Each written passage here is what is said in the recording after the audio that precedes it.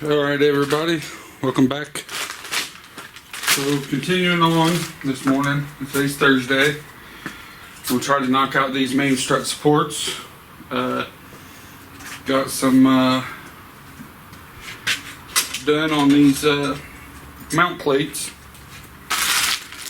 So what these are, just 2-inch flat, centered up, 1.25 inch in, which makes this actually level with the factory bushing washer. So I drilled 1/2-inch holes. They'll actually line up to the metric bolts. The sleeve, it fits tight. And then I just ground these down, wiped everything off with acetone. So they're ready to bolt in permanent. Well, not permanent, but they're ready to bolt in long enough to tack. So that's what we're going to do now. There isn't any side-to-side requirement. So the way this is, see how that's too high? It won't be too high once the mount gets tight. See how much lower?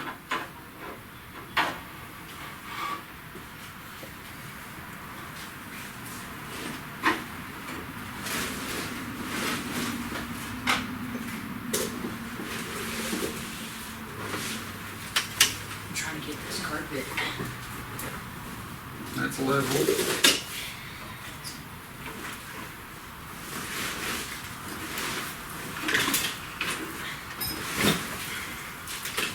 George tried to run away.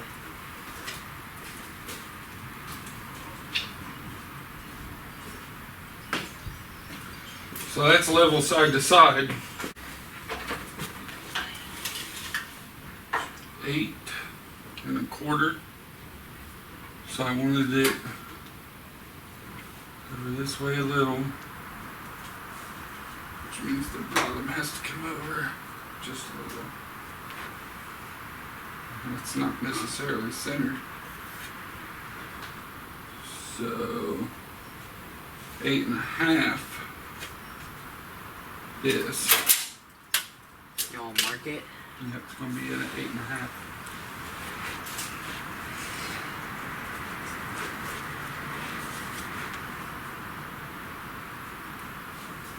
Dang mosquitoes. So I got a little bit more to tighten this down, because as you can tell, there's just a little up tension. See, Which is kind of a good thing pushing because that it bar is up. second down. I don't really want it doing that. Now that's tight a little bit more. I don't know which one of these I had.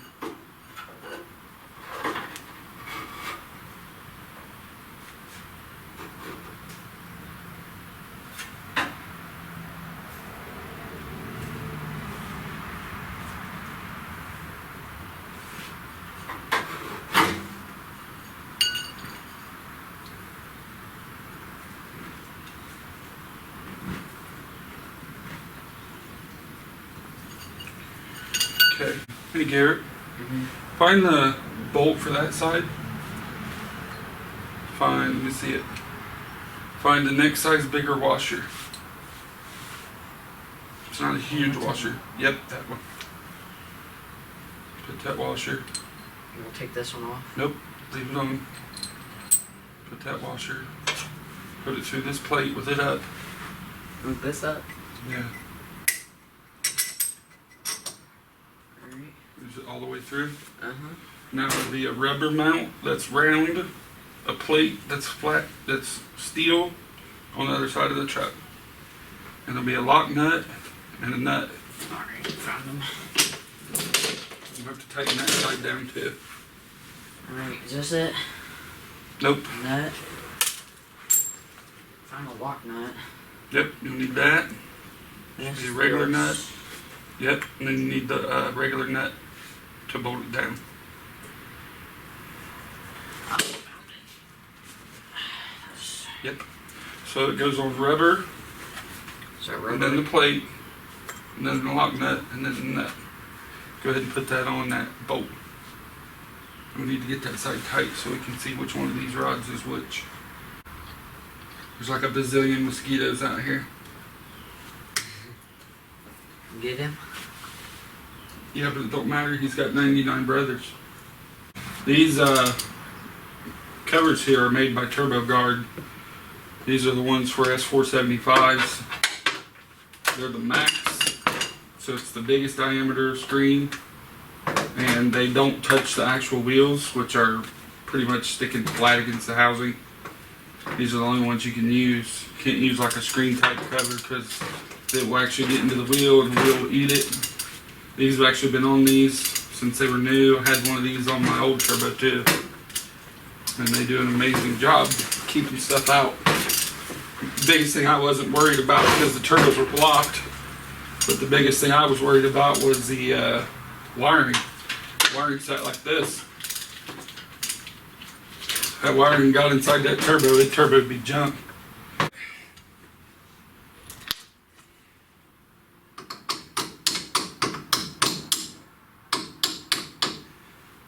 I'm trying to do is center not only the washer but the actual bolt. So when this goes together, it goes together easy. I really ain't bad. It's a little bit of a load. I mean, it's still pretty soft up. That might not be too bad. What'd I say on that side? 8.5 inches? I mean, you did mark it. Who's that? I eyeballed that one. Look where it ended up. 8.5.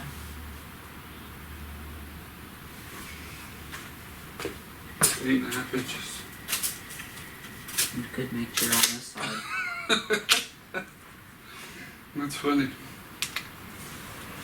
That was totally on accident. I didn't even measure anything, just stuck it in there.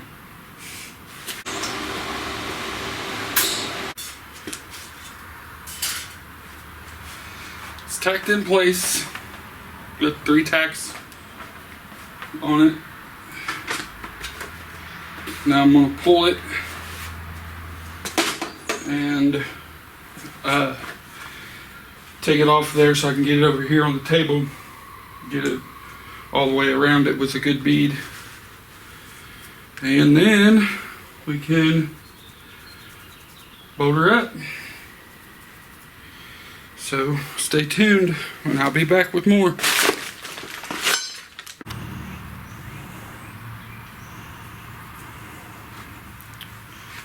Alright, well, as you can see down inside, we got the core support made. Got the side supports, they're on there. This thing's pretty rigid. I can't move the fender. I can pretty much can't move it anywhere. So the hood is on it right now. Basically, the K-member is attached. It's tight down here on the core support bolts. But these fender location bolts, I didn't want to tighten them yet because I wanted to make sure that the hood, all the fasteners were easy to connect. Like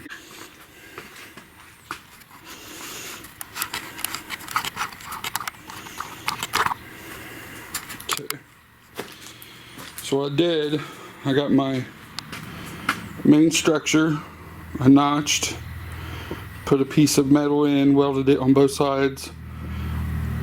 It goes all the way across, same way on this side. Welded a tube rod down to a mount. That mount bolts to the original rubber core support.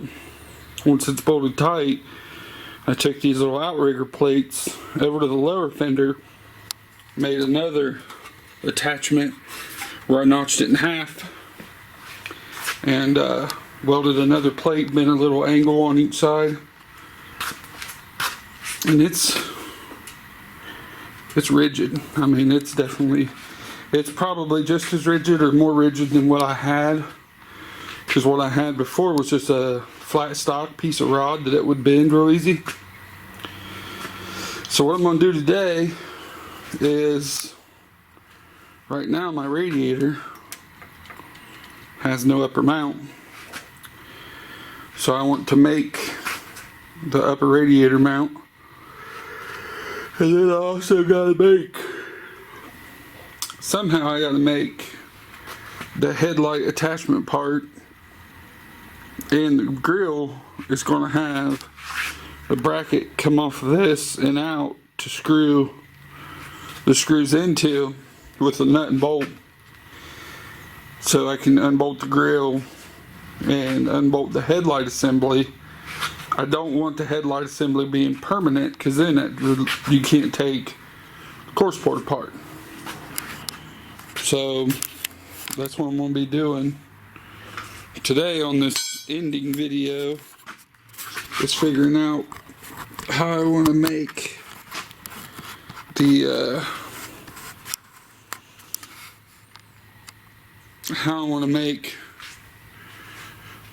these. Now my original plan, see, I had cut this out before to try and get a little airflow. Not really necessarily, I don't want to say it didn't work, but it probably wasn't the best solution. Didn't gain anything by it. There was no extra air going around it. So what I'm thinking is I might get a hold of a plasma cutter, cut this original section out for the headlight, come down here, catch this lower bolt. So this would bolt to the fender just like it did original. And then the only thing I got to come up with is making the tabs for these two grill mounts and tabs for these two upper headlight covers. Because as you can see, there's a bracing in here. I don't really feel like taking all that extra time cutting out that bracing. And that bracing in the back, behind those, is this big huge 3-inch brace I don't really want to mess with. So really, I'm thinking about just cutting out this headlight bezel, plasma cutting it out of there, bracket, bracket, bracket, bracket. Everything's able to be unbolted. And what I'll do is I'll come off of this piece of metal, just sheet metal. I'll get another piece of, looks like 16 gauge or might be 18 gauge. I'll get a piece to come off of that, and this bracket that's going to come off of that main tube is going to come over and catch these. I'll just make an extension where I can bolt this down too. So the headlight will still be rigid. It's not going to be bending and moving all over the place driving down the road. So that's my plan for those. Somebody asked me weight. I don't know what this weighs, but I would venture to say between both sides of the core support, this thing's probably, it's probably 10 pounds, believe it or not. That, with this bracing and everything being in there and it's solid steel, it does have some weight to it. I mean, it's not like I can just freehand this. I can feel it in my hand, so there's got to be some substantial weight. I don't have a scale out here to measure stuff, but they were curious what two of those would weigh. Maybe I'll see if I can get a set. But between the two of these things, man, that's a lot of material. I'm gonna pan this down and out because I want you to see this. So you can see that's how big and bulky those things were. And those are set to what side they went on. So you can see how much more open, even if I cut those out and bolt them to the side of the fenders, there's still going to be a substantial opening on both turbos now that wasn't there before. because you couldn't even see these turbos before. I mean, they were completely hidden 100%. They were almost up inside the actual core support halves. So they won't be up inside anymore. They're actually going to be exposed. Whole lot more air is going to be able to get to them, which is going to be great. I'm not going to notch. You can see that left one. It's still original, and that's the one I notched and tried to cut bigger. Did make a difference either way as far as the headlight bucket. The headlight still mounts off the posts, so it doesn't. Only thing it really does do is the back of the headlight is held on with a spring on the bottom, so that left headlight would point a little bit further down because there was no metal behind it anymore. Probably doesn't make a hill beans difference, but there's just nothing behind it anymore, so that's what it was left with. So the only way I can make the brackets that's going to come off of the main supports of the K-member is I have to get the headlight buckets cut out. The headlight buckets have to be mounted. I'm going to have the grill lower halves attached and back in place, because that's the only way I'm going to be able to measure out with the brackets to cut the new brackets where I can bolt everything down. It won't take that long, but it's just the process I'm going to have to go through to make the brackets that's going to fix it and finalize the tubular core support. But all in all, I mean, for what little bit of structure is there, I mean, there's only one top support rod that goes all the way across 52 inches side to side. The two straight down bars really aren't structural as far as holding anything up. They're really not holding anything up. Those fenders were held in place by the back very easily. So all they're really doing is locating this fender side to side and keeping them straight. The only thing that will change is just where I have to mount that stuff. But I could probably just make a support bracket off of this ballast. Come off. Where's that flat 2-inch plate? What I could do, take a piece of this flat, take a piece of this flat 2-inch plate, cut it down, notch it, and then wrap it around this bar. I could make a mount for this, and then I could also cut this bracket, you know, whatever the width is of these ballast boxes. Lay this across the back and just have a flat shelf, zip tie the ballast box to it, and then that secures the ballast box and all the wiring off of this actual core support. So getting it off the fender and attaching it to this actual core support, I can leave this on the core support. It's not going to be in the way of anything. So that might actually be a good way to go. Moving this over and attaching a piece right here to attach this overflow can and getting it closer to the radiator shouldn't really interfere with anything. Should actually get the overflow closer to the radiator. And I don't know if you noticed, my overflow hose is right here. It goes up to the water neck because the water neck's higher than the radiator. So this is not the high point in the system. That over there is the high point in the system. So I'd have to move that hose over here, but it's not a big deal. It won't interfere with anything. This hose originally was just zip tied to the original core. I could do the same thing, turn this right here out. It'd be a perfect place to mount it. That actually probably will be what I'll do with that for sure. Plus the other thing that's nice about it, having this bottle, move this bottle here, it will block a little bit of the airflow going into the engine bay. So it'll get more airflow to the radiator, to the turbo, less through this opening. which I really don't want a whole lot of air rushing through here because it's just going to give it a lot more pressure under the engine, kill some aerodynamics for sure. I mean, it's an S10, it's not aerodynamic anyway, but it'll make a difference.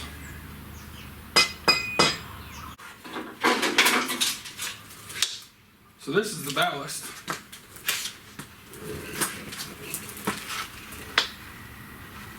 It says digital HID system. Got a power connection. It's got another power plug that plugs in. But this is what I'm saying. If I use this, see how awesome that looks? I mean, actually, it's got bolt holes to mount it. Bolt hole here, 2 bolt holes here. Cut this tab a little long. Welded up. Now I've got a mount for this. And this, I could actually move it under it like this.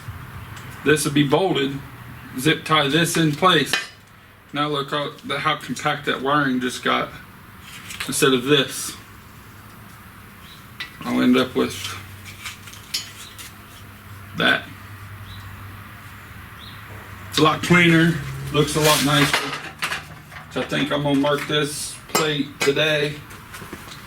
I'll go ahead and get it cut, one for each side.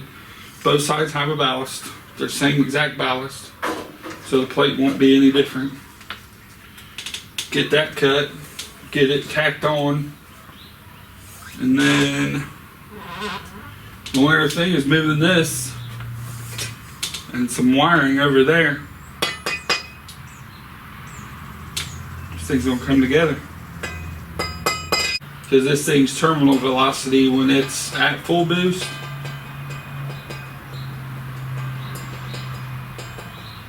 I mean really quarter mile, it ought to be able to see 170 plus. It's already been 153, and that was 275 wheel less than it makes now at 22. And I'm planning on seeing 30 plus if we even get to race this year. Like this year, I want to turn it up. I think I got the suspension is set up pretty much now where it ought to try to transfer weight the entire way down the track, which you keep the weight on the tire enough to keep it hooking and pulling. This is the way it used to be. You saw those suspension videos. That was my science experiment video. So we'll test that theory out here shortly, but I'm pretty certain that it's going to work. So got the first plate cut. The way it's going to look, I'll take this plate, weld it on the frame, but see how you can bolt it down right there, bolt right here, and then when this is attached, I'll run that on there just like that, zip tie around it, sticky tape, zip tie too, however you want to do it, but all your wiring's gonna be right there going up to the headlight. I just need to go make another plate. Alright, so the way I got this is it's not past level in the middle, it's actually sitting over the middle, and I'm going to weld it right beside that. And that's going to hold it long enough for me to get my tacks in place. And we'll do that real quick.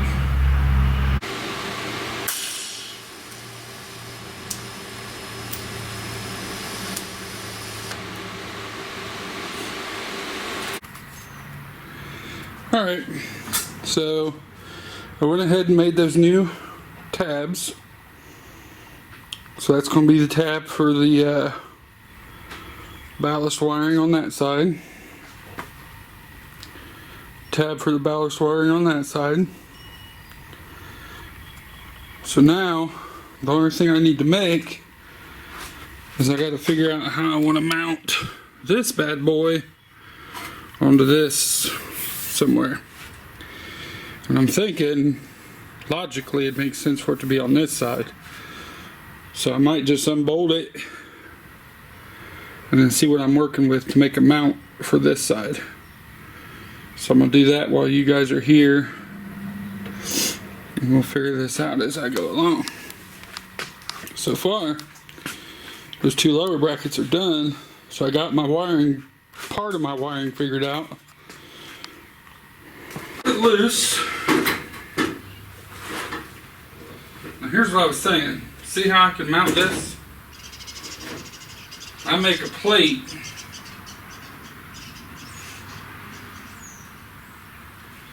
If I make a plate flat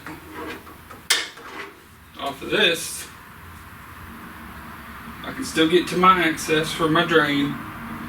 It's not touching the radiator, it's not touching the turbo. Keep it nice and low, like that. Should be out of the way of everything.